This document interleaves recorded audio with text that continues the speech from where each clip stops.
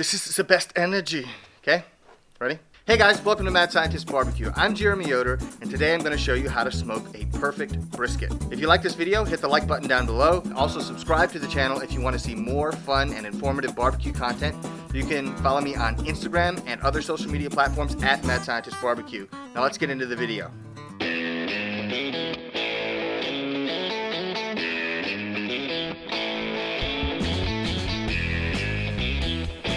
Okay, the first rule of brisket cooking is get started early. Brisket can take 10, 12, 14 hours to cook, so you want to make sure you get cracking on it right away. Now, the second rule of brisket cooking is build a very good fire. And I've already got that started. I got a chimney of charcoal outside getting lit up right now, and so we'll show you that in a minute. But let's talk now about the brisket itself. Now this is just over 12 pounds. I bought it at Costco. It's a USDA prime brisket for $3.49 a pound, which makes it just over 42 bucks, which is a good price. Now, the two halves of a brisket, if this is your first brisket or your third brisket or fifth brisket, and maybe you're watching a video to try and get some tips or just kind of go through the process in your mind again before you actually do it, I think it's important to think about the two sides of the brisket and how we're going to treat them a little bit differently. And we're going to talk about how we're going to trim it, and we'll show that too. We're going to talk about the principles that you use while trimming the brisket. Principle 1, get rid of everything that you don't want in the final product. Principle 2, don't get rid of anything that you want in the final product. And to that end, there are a couple things we're going to do. Okay, first, we're going to talk about the flat here. Now, the flat is a leaner portion of the brisket. There's not as much intramuscular marbling. There's not as much intramuscular fat, is what I mean there. And so it's less resilient when you're cooking it. So if you cook it too hot, it can burn pretty easily, it can dry out. There are a lot of problems with cooking a perfect flat. Now the other half of the brisket is the point. It's thicker. And the reason it's thicker is because it consists of two muscles.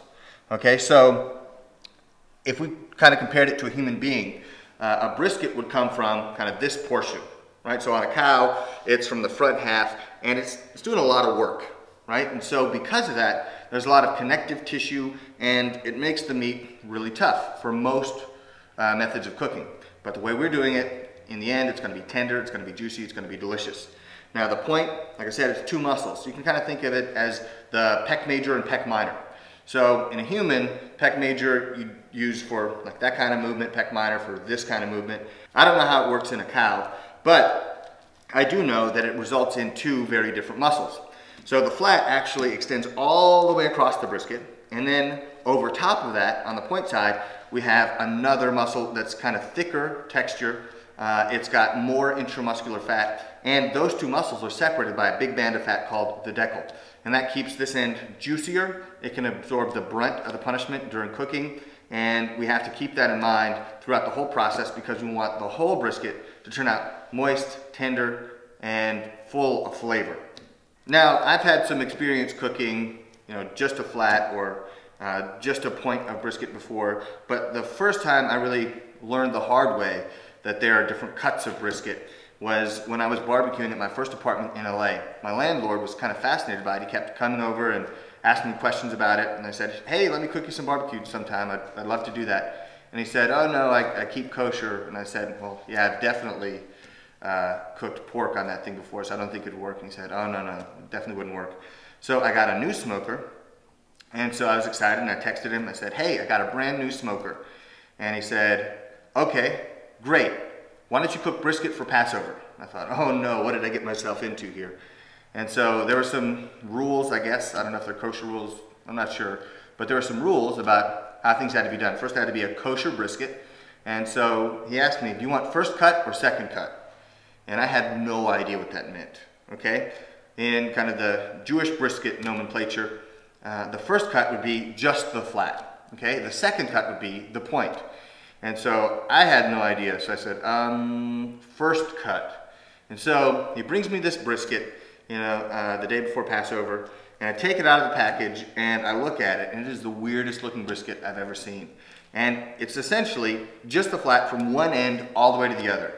And I thought, oh man, this is gonna be tough. So I put it on the smoker, I got some good smoke flavor on it, and I wrapped it pretty early just to try and hold in as much moisture as possible to get it tender without drying it out. And it all worked out in the end, but Be careful about what you're buying. This, because it has both muscles attached, it's a full brisket, sometimes called a packer cut brisket. And make sure that's what you're getting at the grocery store or at your meat supplier, your butcher, wherever you get your meat. Make sure that's what you're getting before you try to attempt this method. All right, it's time to take this brisket out of the package here. I put some paper towels down just to help avoid creating a bigger mess, because I don't know how many times I've been cooking barbecue and I spend hours and hours doing it. And at the end, it feels like you're done, but I look around and I see a humongous mess that I do not want to clean up. So any little thing that you can do to clean up along the way to make your life easier is going to be super helpful. In fact, it's going to be huge. I know it, you know it, everybody knows it. Okay. So do things to help yourself out. So I'm going to take it out of the package and we'll get to trimming. We're out of the package now, and these are a couple things that I look for when I'm trimming a brisket. The first thing I want to add, though, is that when you actually go to the store to buy a brisket, one really important thing that you can look for is a thick flat, okay? Because the thicker the flat is, the more forgiving it will be, and it's already starting out as not very forgiving. So get a thick flat brisket, okay? And so there are other things that you can look for, like marbling in the side, but if you get a thick flat, it's going to be much better in the end. All right, now, first thing I'm looking at is this big chunk of fat right here. So there's a lot of fat there. I mean, I could grab just big chunks of fat. Nobody's gonna wanna eat that, okay? So we wanna trim this down to be about 1/4 of an inch thick. And when you do that and you render it properly, it actually becomes an addition to the brisket. It's not just something you leave on for protection. When it renders, it's thin and it's yellow, it's perfect. You want a little bit of that in every bite. What you don't want is big, thick, white chunks of unrendered fat. That's horrible, okay? Think about bacon. If you have bacon that's not crispy and it's chewy and you have chunks of white fat, it's gross. Nobody likes that kind of bacon, or at least no good person likes that kind of bacon. Bacon is great when it's crispy, when you've rendered the fat and the fat actually becomes part of the whole bacon experience. It's not some thing you have to trim off. Now, when I was young and stupid, maybe 10 years old, I used to pull all the fat off of bacon and only eat the meat part. Okay, now that I'm older and wiser, I know that you eat it all together, because together it is a much better experience. And the same thing is true for brisket. You trim it enough so it renders perfectly, so you have that bark with just a minuscule layer of perfectly rendered fat. You have your seasonings, you have the meat with smoke on it. It's perfect. So I want to get rid of a lot of that fat, down to about 1/4 inch.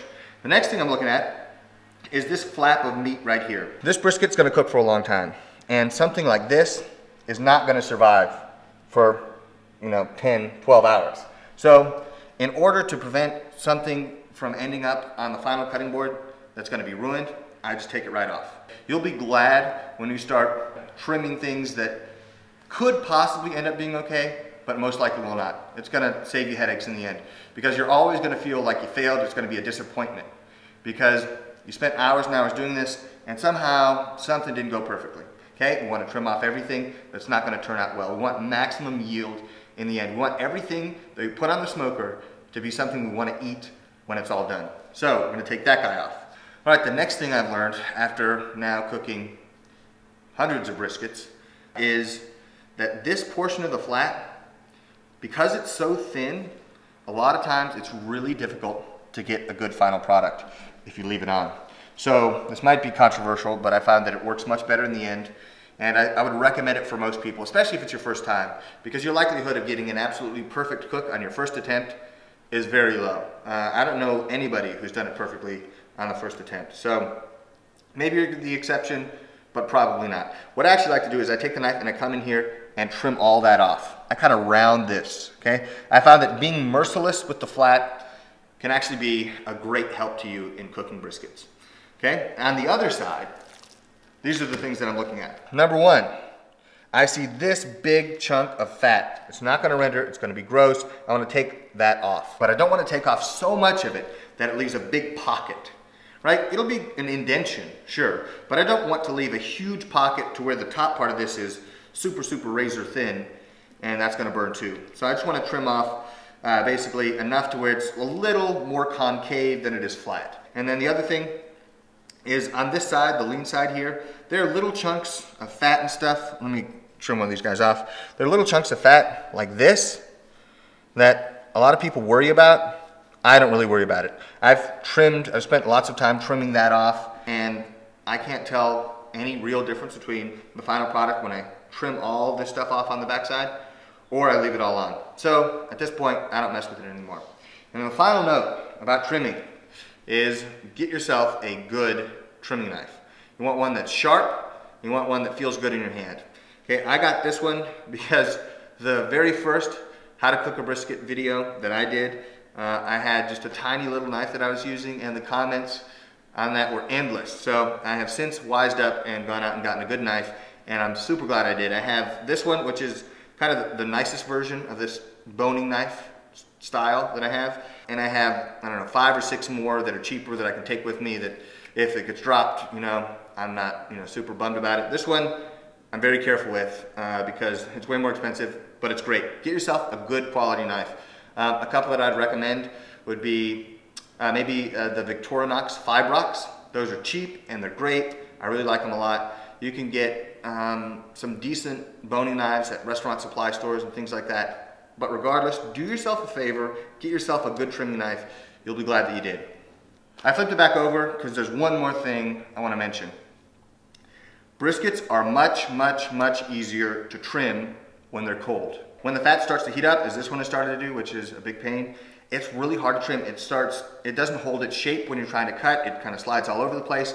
You have a really difficult time, and you're more likely to cut yourself. So one trick, if you want to make sure that the fat is pretty solidified and it's easy to trim, is maybe an hour before you want to trim your brisket, you can take it, stick it in the freezer. It'll firm up all the outside, so the trimming is much easier and actually much safer.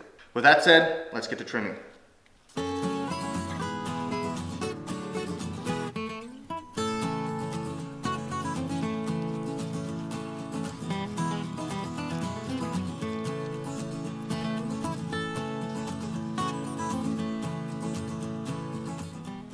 One other note is, while you're trimming the fat off of this fatty side, you are inevitably gonna hit some bald spots where you went just a little too deep.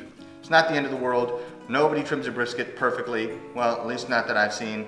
As long as you don't do it too much, you'll be okay. It's not the end of the world. Just try to keep it as consistent as possible, about 1/4 inch, and you'll be okay.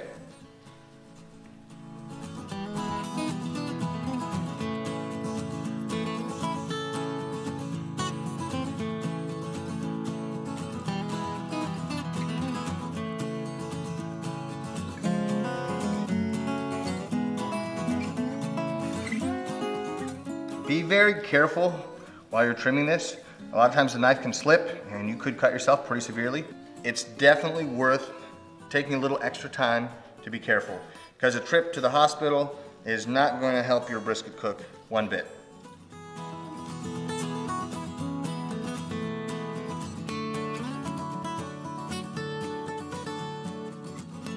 One thing you can do is leave a little bit extra fat right here on the point, because we're going to put that in toward the fire.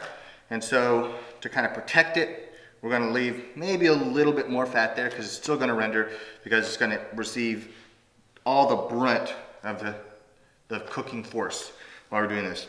Now, this brisket is basically trimmed. There's one more thing I want to show you guys.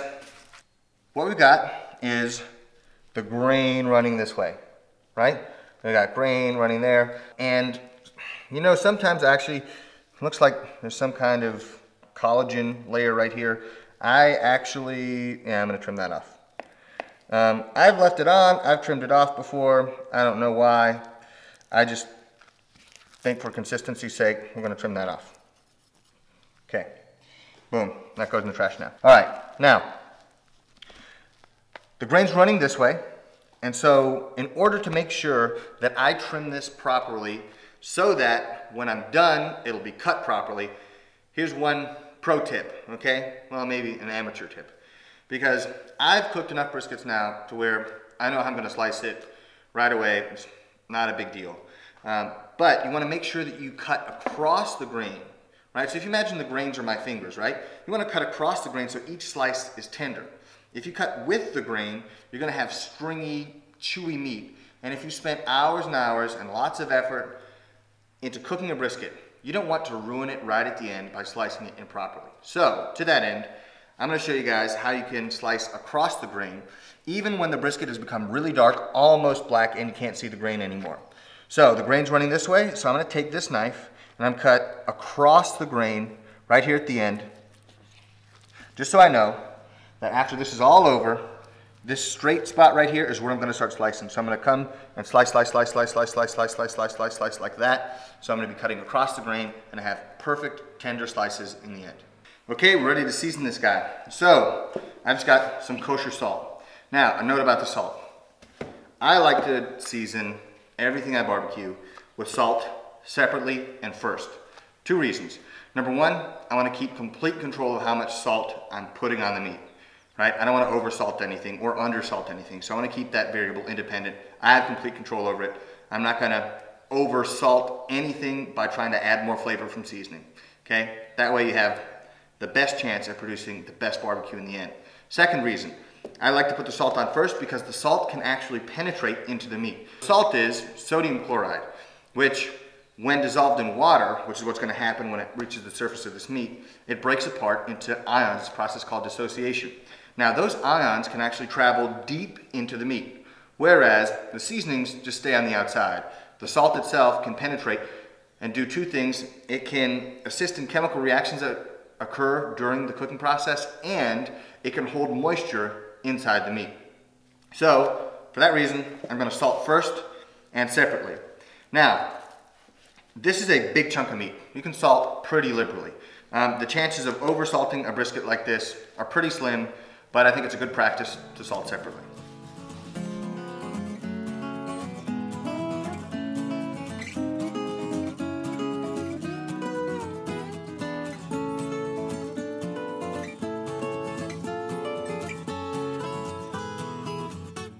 All right, next I'm going to use some of my beef rub. Now, I just put this in a container that used to have granulated garlic in it. In a shaker, it just comes out more evenly, and that's why I use it. Now, there are a lot of beef rubs on the market, and most of them are mostly salt. Okay, if you prefer to just go and get a beef rub that you can buy in the store, totally fine. I would recommend, however, that you make your own rub, leave out the salt. There are lots of recipes online. I would recommend you make your own rub, and you'll save money and you have complete control over the flavor profile. So if you really like heat, you can add a little bit of chipotle or cayenne to it. If you don't like heat, you can remove it from the recipe. It's totally tailorable to exactly what you want, and I think it's a much better choice. The only thing I would say is, in whatever beef rub you find, make sure it has black pepper, because that's what people are going to be expecting when they bite into a chunk of brisket, a black pepper flavor. So this is a large portion of black pepper. I've got onion powder, garlic powder, things like that, a little bit of chipotle. So whatever you find and you like, use. But this is what I'm going to use today.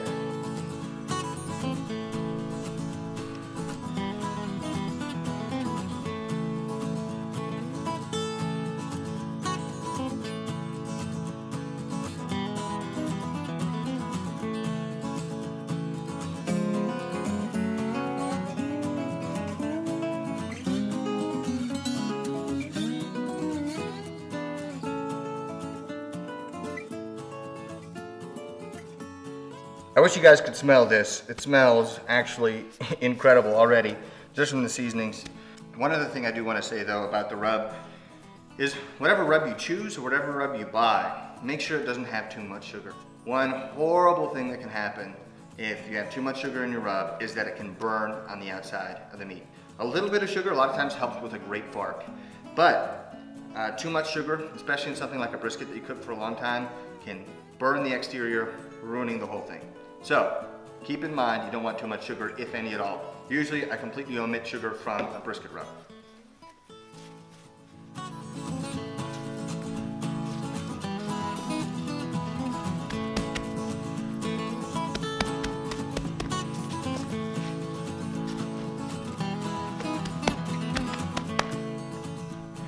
All right, we're ready to put this guy on the cooker. I've seasoned it heavily with the rub. Any excess will fall off, and since it's such a big piece of meat, it can handle a lot of seasoning on the outside. You can let this come up closer to room temperature. To actually come to room temperature internally, it's going to take several hours. I wouldn't really recommend doing that. But one trick that people use is they actually stick the brisket in the freezer just before it goes on the smoker, because the colder the meat is, the deeper your smoke ring will be. Because the smoke ring is a result of the smoke in a chemical reaction with the meat itself. I believe it's the myoglobin that retains its pink color when it interacts with smoke before it reaches a certain temperature. So if you keep the whole thing really cold, the smoke can penetrate pretty far before the temperature of the meat prevents that smoke ring from keeping that pink going all the way through. So traditional wisdom is to let it sit at room temperature. I don't worry about it either way. I don't put it in the freezer to get a big smoke ring. I don't let it come up to room temperature. I don't worry about the smoke ring, because if you have, a real wood fire, you're going to get a smoke ring. And I don't worry about letting it come up to room temperature, because I want to get the meat on. It's going to cook more quickly if you put it in a warm environment than at room temperature. So we're ready to put this guy on, so we're going to throw it on. All right, smoker's up to temperature. We're cooking at 275. I found on my smoker, that's what works best. Some smokers maybe 225, 250, but 275 on this seems to cook it really well. I've also noticed that the smoke and heat come from the bottom on my cooker, so I'm going to put the fat side down, and I'm going to put the point toward the fire, because that's where the heat is coming from also. So we'll set it in there like this. I'm going to turn it fat side down and point toward the fire, and we're ready to go. So I'm going to close this lid. I'm going to leave this untouched in there. I'm just going to maintain heat. I'm going to leave it untouched for 3 hours. After 3 hours, I'm going to start spraying it every maybe 45 minutes with water and apple cider vinegar. It's going to be a 50-50 mix to keep the bark from getting too crusty and to keep it moist. So I'm going to close this lid. We'll check back in 3 hours.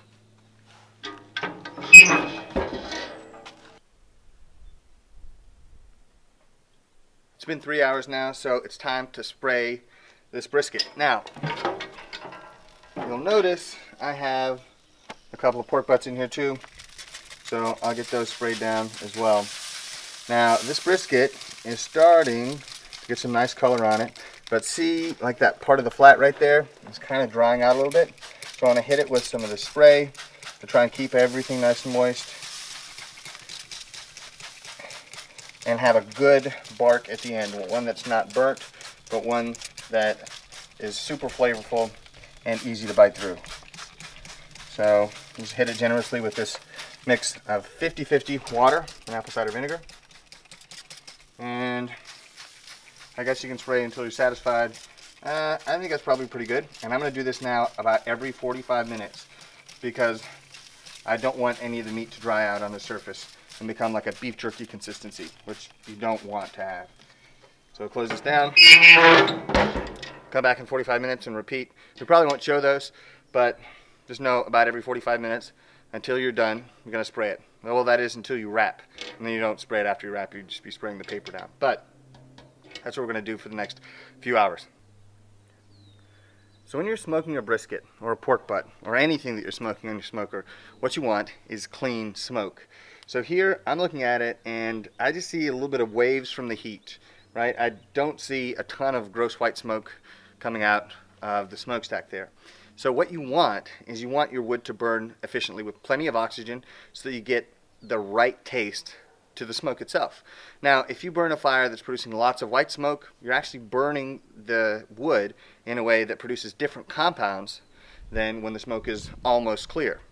And that's because at different temperatures the wood produces different chemicals, right? And those chemicals can be either big or small. When they're big, you produce white smoke. That's bad flavors. When they're small, you produce nearly clear smoke. That's good flavor.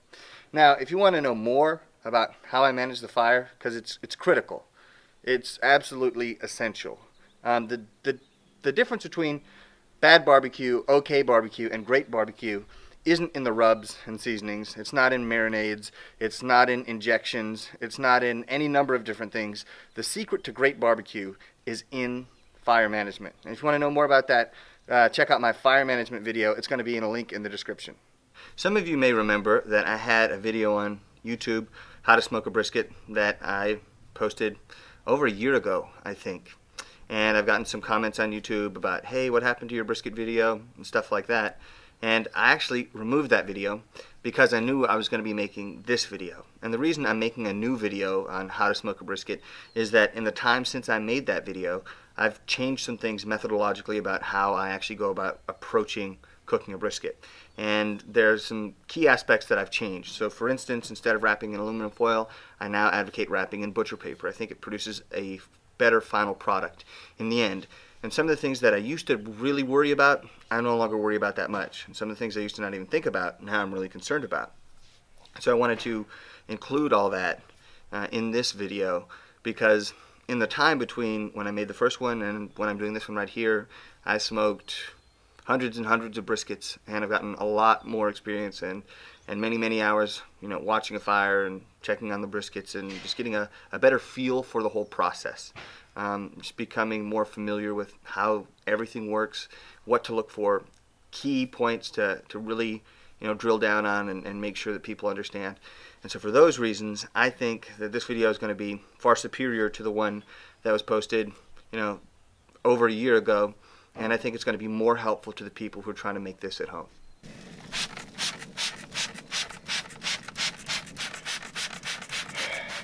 There's a pot of black gold at the end of the rainbow. Look at that. Rainbow black gold. Okay, it's time to wrap this guy now. It's been on there for several hours. I've been spraying it, every 45 minutes. And it's got a good color. Really dark. Not quite black, but very dark. Now, I temped this end, the point end, and it's about 187, 185 in parts. But right here in the middle of the flat, it's only about 171. And what I've noticed is a lot of times the point will be done beautifully, but the flat's just not tender enough. So what I like to do, and what I think I would recommend if you have an offset smoker, is when you wrap and you're kind of protecting the meat by wrapping it, when you wrap, I would suggest turning the point away from the fire, turning the flat toward the fire to tenderize that up while it's protected in either foil or butcher paper. Today I'm using butcher paper. I might do a separate video on that about why I think it's better, but I do think that it's better. You can find it on Amazon, multiple places online. But that's what we're going to use. We're going to wrap it in 2 sheets of that. And I'm going to spray it with some of the apple cider vinegar just before I wrap it up. And I'm going to put it back on the pit in the opposite direction of what it was before.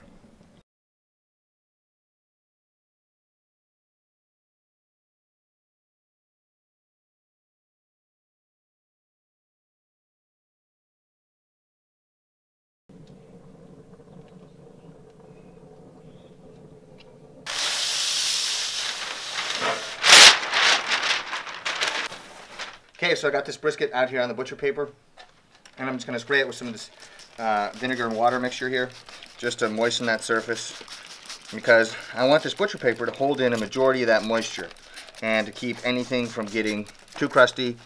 Yeah, this still good, everything's good here. So you don't want anything to burn, but you do want a nice, dark, tasty bark. Alright, I think that's probably enough. Okay, so I got 2 sheets here. So I'm actually going to move this over just a little. Try to get it pretty close to the middle. Now,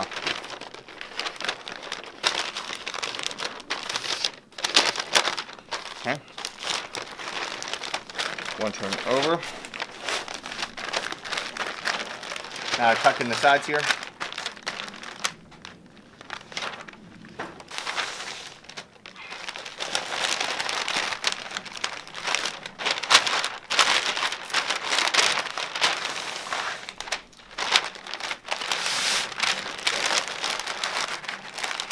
I try to get it pretty tight.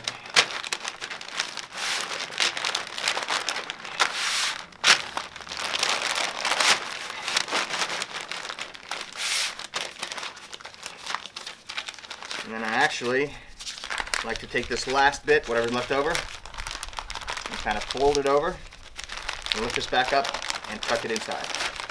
So that way, you can grab it on either side of the brisket, no matter how you orient it in the cooker, and your hand should slip under to be able to carry it pretty easily. Now, like I said, I'm going to put it back flat toward the fire, just to tenderize that up, because the point is going to be tender because it's already so far ahead. One other thing about wrapping is you will lose a few degrees due to the wrapping process. Now, because the exterior of the meat is so hot and it's still moist, it's going to be evaporating a lot of water and cooling down. Just like when you sweat, you cool down. So you're going to lose temperature in the wrapping process. Then you're going to put it back on the cooker, and you're going to wait 10 minutes, and you're going to check the temperature. It may have dropped another couple degrees. Well, that's because the exterior of the meat dropped a lot in terms of its temperature. So it takes a while for that to reach the center of the meat we're actually probing. So that temperature in the center is going to continue to drop for probably 15, 20, maybe 30 minutes after you wrap. That's okay. It's not the end of the world. We wrap to preserve as much moisture in the meat as we can, to maximize tenderness and to keep anything from burning. So now that we've done that, let's take it, throw it back on the cooker. So here I am, point away from the fire, flat toward the fire. I'm gonna take these pork butts and wrap those too, but that's not part of this video. All right, here's my temperature probe. A digital instant read thermometer is gonna be your best friend in barbecue. Now, I was going along about maybe once every 30, 40 minutes and taking readings, seeing where I was. So as it climbed, 175, 180, 185, 190. When I got to about 195, 197 in different parts of the brisket, I started checking regularly, every 10 minutes or so. So the temperature that I usually look for, and the one that I would recommend most of the time, is pulling off your brisket at about 203. When I was probing at 203, it still felt like the meat was pretty tight, like it hadn't tenderized yet. And so I let it go a couple more degrees, let it go to about 205. I think it was maybe 205.8 right here, maybe 204.2 right in the center, and then 205.2 on this end. So about 205 on average there. So when I was probing, at first it was just for temperature, so I know when I'm in the ballpark, right? And then I started probing for tenderness just by feel. So I knew the temperature was right. It was, 203, 204. I knew that, okay, we're in the right place now. So when it feels tender, when it feels like butter, then I know I'm done. And so I did that, and the temperature just happened to be about 205. So when you get to that point, I suggest that you pull off the brisket, that you wrap it in a towel, you stick it in a cooler, right? You leave it in the cooler for maybe 45 minutes or an hour, and then you can pull it out. You can let it cool to, I'd say, maybe 150 degrees, and then you're ready to slice it, and it should be delicious. Okay, we let the brisket rest for an hour, and then I pulled it off, and I let it come down to about 150 internal, and so we're ready to slice this guy up. So, if you remember, I made a cut right at the end to tell me where to cut across the grain, right there. So I'm gonna start right there and kind of rotate the cuts as much as I can without getting really uneven slices until I get about halfway through. And usually what I do when I'm actually slicing brisket is I actually separate the flat and the point straight away. So I'll take the knife and go, well, bang, and separate them and cut them separately. For you guys who are doing it at home, maybe this is, not your 384th brisket or whatever, it might be better to slice, starting at the flat and work your way all the way up, and then when you get to the point, then rotate and cut. And I'll explain more of that when we get there. But first, we already have our starting point, so we can go ahead and start making our slices. So, get a slice there.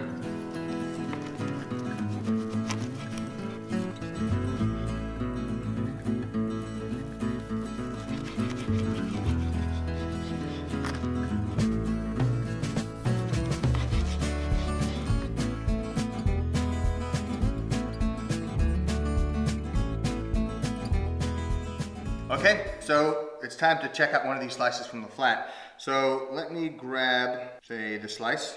Now, if you look at it, on the bottom, you see pink smoke ring. That means smoke got into the meat there. Now, what you notice on the top is, remember we left a layer of fat? Well, that is all rendered down. So it's now just a part of the bark, which is exactly what you want. So I don't have any big chunks of gross white fat, but it doesn't fall apart, but a slight tug and it comes right apart. And now it's time for a taste test. I'll give this one a shot. You get the salt, you get the pepper, you get the smoke flavor right up front, and it's a good clean smoke. After you've eaten enough briskets, you know the difference between dirty smoke and clean smoke when you taste it. Good clean smoke. That bark is phenomenal. You get peppery, a little bit of fattiness from that rendered fat. Salt on the outside of the brisket. It's beautiful. Okay, after that taste test, I'm going to keep slicing the flat until I reach the point. I'm going to show you what that looks like. So I'm gonna keep making some slices here.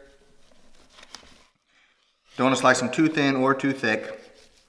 I like something like this.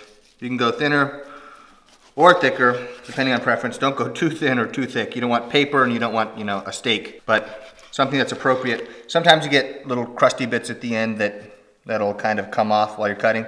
Not a big deal, not the end of the world. Okay, but I'm gonna keep slicing.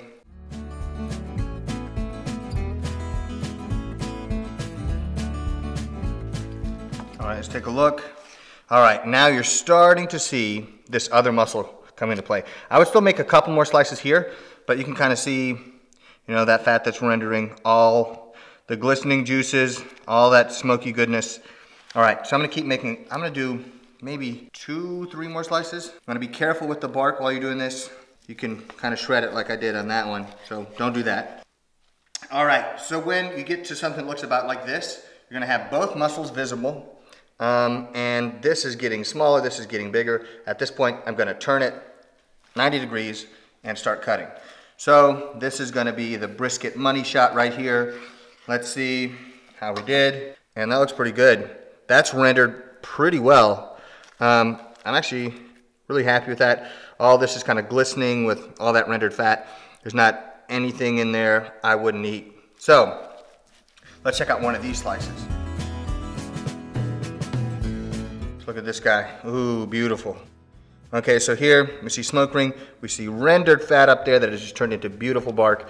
We see moisture from that band of fat right there. That's the good stuff.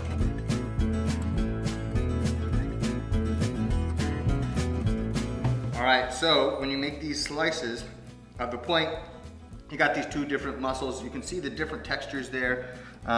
One, you're cutting across the grain right here. This one's kind of more with the grain just because they run kind of anti-parallel there. But I want to get a taste of this portion of the brisket. I'm going to tear a chunk off here.